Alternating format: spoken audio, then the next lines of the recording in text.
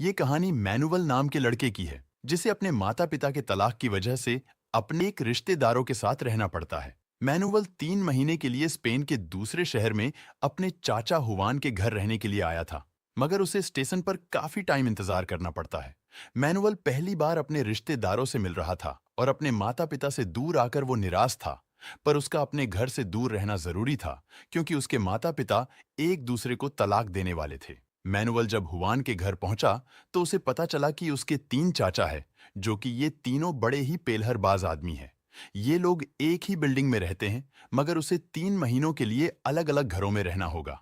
पहले manual Wuhan के घर में रहने वाला है। अगले ही दिन अपने दुकान में ले गया, जहां सिर्फ लवंडियां ही काम करती है, और वो अपने चाचा को औरतों के साथ फ्लर्ट करते हुए देखता है। मैनुअल उससे काम सीख रहा था, पर तभी वहां उसकी बेटी फुना सांता आ जाती है, जिसे देखते ही मैनुअल उसे पसंद करने लगता है। मैनुअल हुवान और फुनासांटा के साथ वक्त बिताकर बहुत खुश था, और एक दिन हुवान उन दोनों को शहर से दूर घुमाने लेके जाता है, जहां शांति के माहौल में हुवान उन दोनों को पेंटिंग सिखाने लगा। हुवान ने मैनुअल को कुदरत की खूबसूरती के बारे में बताता है, और उस खूबसूरती को तस्वीर में उतारने की कोशिश करने लगे। कुछ देर बाद वहां एक आदमी आया, जिसे देखकर मैनुअल और फुनासांटा डरने लगते हैं।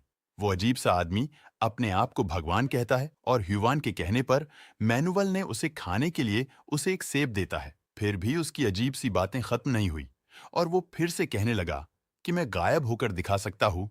ऐसे ही अजीबो गरीब हरकतें करके चला गया। और फिर हमें अगले सीन में दिखाया जाता है, फोना सांटा अपनी माँ से डांस सीख रही थी, और वही मैनुवाल को हुवन कला के बारे में समझा रहा था। हुवन की वजह से मैनुवाल कलाकारी के बारे में और कला की खूबसूरती के बारे में समझना शुरू कर दिया था।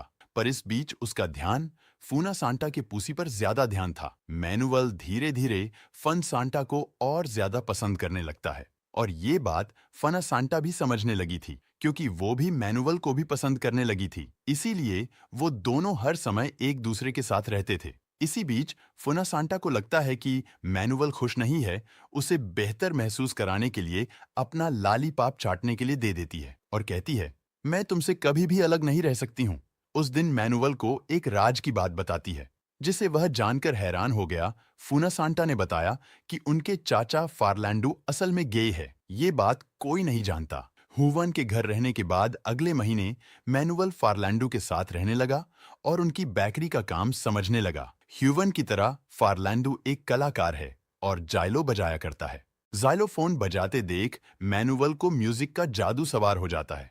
फारालैंडो ने बताया कि जीनियस बनने के लिए कुछ सालों तक मेहनत करनी पड़ती है।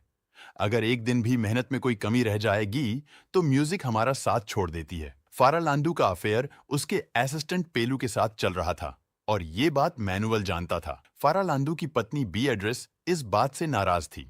उसका पति काम पे ध्यान नहीं देता है, पर फारालांडू का कहना था कि ये काम उसे खुशी नहीं देता, सिर्फ पेलो से खुशी मिलती है।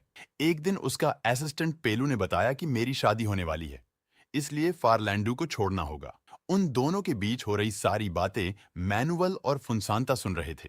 पेलू के जाने से लैंडू का दिल टूट जाता है और अपनी जान देने की कोशिश की, पर वो ऐसा कर नहीं पाया। उस शाम जब मैनुअल बी एड्रेस के कमरे में आया तो उससे पूछने लगी कि बी एड्रेस उसे खूबसूरत लगती है या नहीं। मैनुअल से अजीबो गरीब बातें पूछने लगती है। तब मैनुअल ने फारालैंडू और पेलू के बारे में उसे बता देता है। इस अफेयर के बारे में जानकर बी एड्रेस मैनुअल से इस अफेयर को राज रखने का वादा करने के लिए कहती है, और फारालैंडू से नाराज होने की बजाय बी एड्रेस उसे संभालने लगी, जिसके बाद उसे बेहतर महसूस कराने की कोशिश भी करती है। मैनुअल एक नई दुनिया देख रहा था, और इस दुनिया में उसे फुनसांता के साथ खुशी मिल रही थी। उस दिन अचानक उन्हें 2 अनजान लोगों को छत पर आते देखा। तब फुनसांता ने बताया कि वो अमेलियो की बेटी लोली और उसका बॉयफ्रेंड है, जो गाजा लेकर वहां से भागा है।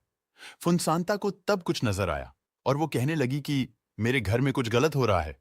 घर की ओर जाने पर उन्हें पता चला कि फारालांडू की मौत हो गई है। हर कोई परेशान था, मगर उन सबसे ज्यादा परेशान बी एड्रेस थी। उसने बताया कि अचानक से जमीन पर गिर पड़े और उसकी मौत ही गई। हुवान और उसके बड़े भाई अमेलियो ने फारालांडू को जमीन पर बेहोश देखा। उन्हें समझ आया गया कि दिल का दौरा पड़ा है। सही समय पर अमेलियो उसे बचाने में कामयाब हो जाता है। उस दिन के बाद मैनुअल अमेलियो के घर में रहने लगा। अमेलियो की बहन मार्गरीटा मैनुअल को पढ़ाने लगी, पर मैनुअल उसे और अमेलियो की पत्नी लूला को परेशान करता रहा। एक दिन मैनुअल के पिता अंटोनियो का फोन आता है और मैनुअल को पता चला कि अब वो इटली में रहते हैं। मैनुअल अपने पिता को बताया कि मार्गरीटा हर वक्त उन पर नजर रखती है, इसीलिए वो परेशान होने लगा है और घर आना चाहता है। मैनुअल ने फुनसांता को बताया कि जल्द ही उसके पिता उसको लेने आने वाले हैं। ये सुनकर फुनसांता निराश हो जाती है। मैनुअल और फुनसांता एक दूसरे से शादी करना चाहते हैं, पर वो जानते हैं कि दो कजन्स एक दूसरे से शादी नहीं कर सकते हैं। अमेलियो के घर में एक कमरा था जहां जाने की किसी को इजाजत नहीं था, मगर मैनुअल उस कमरे में चला गया और उसे पता चला कि ये कमरा असल में अमेलियो का क्लिनिक है। अमेलियो उसे क्लिनिक में देखकर खुश हुआ और अपने दूसरे भाइयों की तरह वो भी मैनुअल को अपने काम के बारे में बताने लगा। अमेलियो एक आंखों का डॉक्टर था जो मैनुअल को आंखों में छुपी खूबसूरती को दिखाने लगा। कुछ समय बाद मार्गरीटा उन पर नजर रखने लगी और उन बच्चों पर चिल्लाने लगी, क्योंकि उसने उन दोनों को उस कमरे में आने से रोका था, और अमेलियो से कहने लगी कि उनके पिता यानी कि मैनुअल के दादा अंटोनियो से बात करने की जिद कर रहे हैं, क्योंकि वो मैनुअल को ही अंटोनियो समझते हैं। मार्गरीटा का कहना था, मैं उन्हें और नहीं संभाल सकती, क्योंकि वो दिन भर मरने की बातें करते रहते हैं। अमेलियो जानता था कि उनके पिता मैनुअल से बात करके अच्छा महसूस करेंगे, इसीलिए उसने मैनुअल को अपने पिता के पास भेज देता है।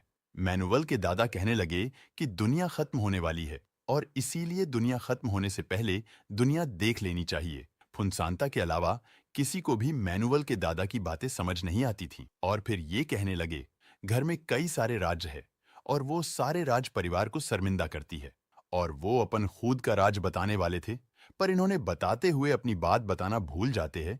जब उन्हें अपनी बात याद आती है तो उन्होंने बताया कि मैं वर्ल्ड वॉर का हिस्सा रह चुका हूं। उस दौरान एक आदमी को बहुत बुरी तरह मारा था और उसे मारकर इसी घर के भीतर गाड़ दिया था। वो ये राज बताने के बाद ये कहने लगे कि उन्हें एक ऐसी जगह जाना है जहां वो सुकून की सांसें ले पाए। यही कहकर वो सो गए। कुछ देर बाद मैनुअल लॉडी आज समय बिताने लगा और वो ये सोचने लगा कि लोली खूबसूरत दिखने के लिए अपने चेहरे को पेंट क्यों कर रही है। जब मैनुअल उसे उसके बॉयफ्रेंड और गाजा के बारे में पूछा तो नाराज हो गई। अपने बॉयफ्रेंड और गाजा की बात राज रखने के लिए समझाकर वहां से चली जाती, मगर वो ये नहीं जानती थी कि उसका परिवार पहले से जानता है कि उसका बॉयफ्रेंड चूतिया है। इस बीच मैनुअल मार्गरीटा को अजीब सी बातें करते हुए देखने लगता है और मार्गरीटा से पूछता है। वो सबको बताने लगी कि वो भगवान से बातें करती है। अमेलियो उसकी बातें सुनता है तो वो नाराज होने लगता है और उसके पागलपन को छुपाने की कोशिश करता है, मगर मैनुअल उसकी बातें सुनकर मजे ले रहा था।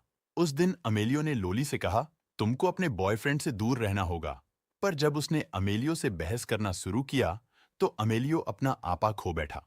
अमेलियो को इस तरह देखकर मैनुअल बुरी तरह डर गया, पर लोली ने समझाया कि उसके पिता कभी कभार चुतियों वाली हरकत कर बैठते हैं। मैनुअल इस अजीब से परिवार के पागलपन का हिस्सा बनने लगा था, मगर ये पागलपन उन लोगों के लिए आम बात थी। वो सब ऐसे बर्ताव करने लगे थे जैसे वहां कुछ हुआ ही नहीं है। और अचानक अमेलियो के पिता उन्हें अकेलेपन के बारे में कविता सुनाने लगे।